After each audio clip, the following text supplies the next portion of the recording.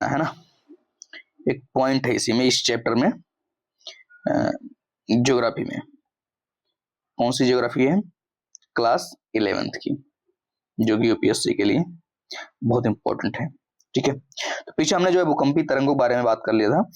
आज एक देख लेते हैं पृथ्वी की संरचना। इससे देखने से पहले एक बार फिगर देख लीजिए। फिगर, ये देखिए फिगर दिख रहा ना, यहाँ पर देखिए फिगर में क्या है कि यहाँ पर आप एक चीज देख रहे होंगे कि ये देखिए यहां से यहां तक ये क्रोड है, ठीक है, उसके बाद यहां से तक क्या है, मेंटल है, और ये थोड़ा सा ऊपर से जो थोड़ा सा भाग है उसे क्या बोलते हैं, अस्त्रमंडल, जो भूपर्पटी तथा ऊपरी सर्वाधिक ठोस मेंटल है ना, ये है। ये देखिए, उसको एक चीज ध्यान रखिएगा कि यहाँ पर ठोस है, यहाँ पर द्रव है, उसके बाद क्या है, दुर्बलता मंडल, वो भी क्या है, ठोस है। ठीक है, ये भूपर्पटी देख लीजिए, कितना है भूपर्पटी, 1 से 100 किलोमीटर मोटा है। ये चीज ध्यान रखना है। मेंटल के कुछ पार्ट जो ठोस भी है, ध्यान रखिएगा, है ना, ऐसा ना हो कि कंफ्यूजन आ जाए इस चीज का। चलिए थोड़ा सा देख लेते हैं क्या क्या इसमें दिया गया है। एनसीईआरटी को लोग बेस बनाते ही है ना ज्योग्राफी के लिए।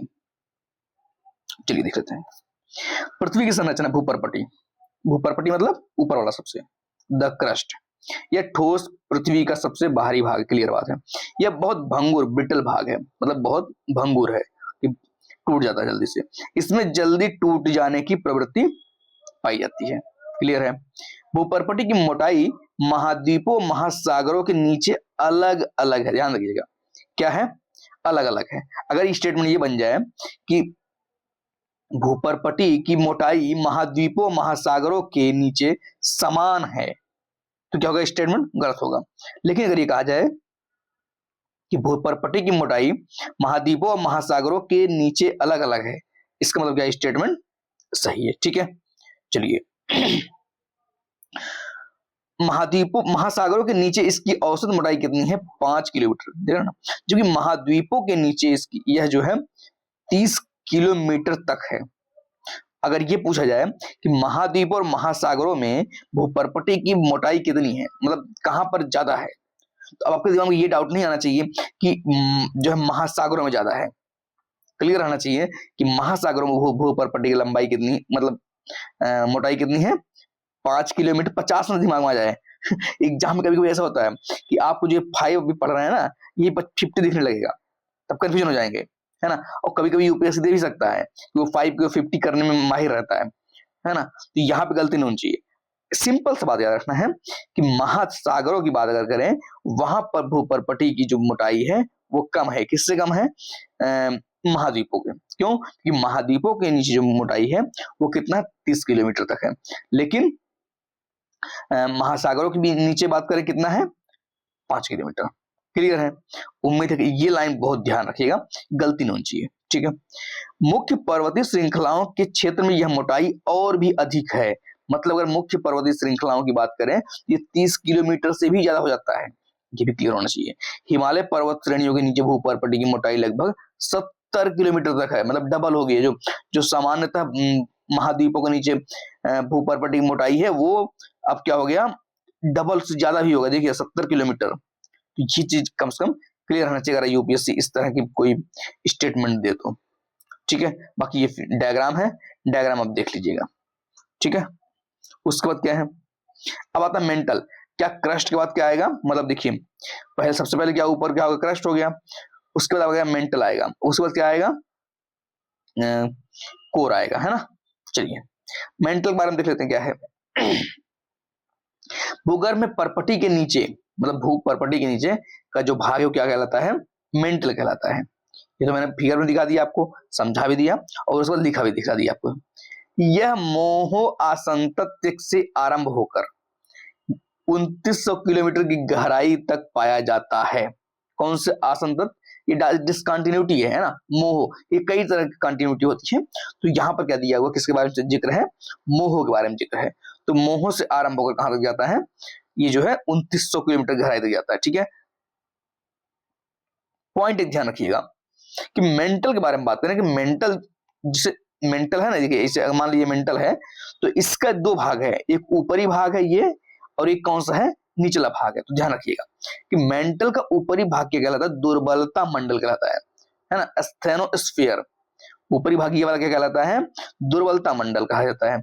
स्थेनो का मतलब क्या होता है, दुर्बलता से है, स्थेनो का मतलब दुर्बलता से है, इसलिए इसे क्या बोलते हैं, दुर्बलता मंडल बोलते हैं। क्लियर है। इसका विस्तार कितना है, इसका विस्तार 400 किलोमीटर तक आंका गया, देख रहे हैं ना, मतलब कितना ज्यादा है, 400 किलोमीटर, भाई बहुत कुछ होता है। ठीक है, और उसको क्या है, थोड़ा सी ध्यान रखिए कि सॉरी, ज्वालामुखी उद्गार के दौरान जो लावा धरातल पर पहुंचता है उसका मुख्य स्रोत कौन है, यही है, कौन सा, यही दुर्बलता मंडल। कौन सा, दुर्बलता मंडल, ध्यान रखिएगा। उसके बाद है कि भूपर्पटी एवं मेंटल का ऊपरी भाग मिलकर क्या बनाते हैं, स्थल मंडल, लिथोस्फीयर बनाते हैं, है ना, क्या कहलाते हैं, स्थल मंडल या लिथोस्फीयर कहलाते हैं। इसकी मोटाई 10 से 200 किलोमीटर के बीच पाई जाती है, देखना कितनी ज्यादा इसकी मोटाई है, 10 से 200 किलोमीटर के बीच पाई जाती है। ठीक है, ये हो गया। उसके बाद और कोई भी क्या चीजें देख लेते हैं। निचले मेंटल का विस्तार दुर्बलता मंडल के समाप्त हो जाने के बाद तक है, सिंपल सी बात है। अच्छा, निचला मेंटल जो है वो कैसा है, निचला मेंटल ये ठोस अवस्था में है, ध्यान रखिए। ऊपरी मेंटल दुर्बलता मंडल वो किसमें है, वो द्रव्य अवस्था में है। वहीं से ही क्या होता है कि ज्वालामुखी जो होता है उसके लावा निकलता है, ठीक है, ऊपरी मेंटल से। लेकिन निचली मेंटल जो है वहां वो कैसा है, वो है ठोस। क्लियर बात, इतना क्लियर होना चाहिए। उसके बाद दिखाता है क्रोड। क्रोड का नाम सुना होगा। क्रोड क्या है, सबसे निचला भाग है ना। जैसे अगर मान लीजिए पृथ्वी है, इससे पृथ्वी है, तो सबसे पहले क्या हो जाएगा, सबसे ऊपर क्या होगा, भूपर्पटी हो जाएगा।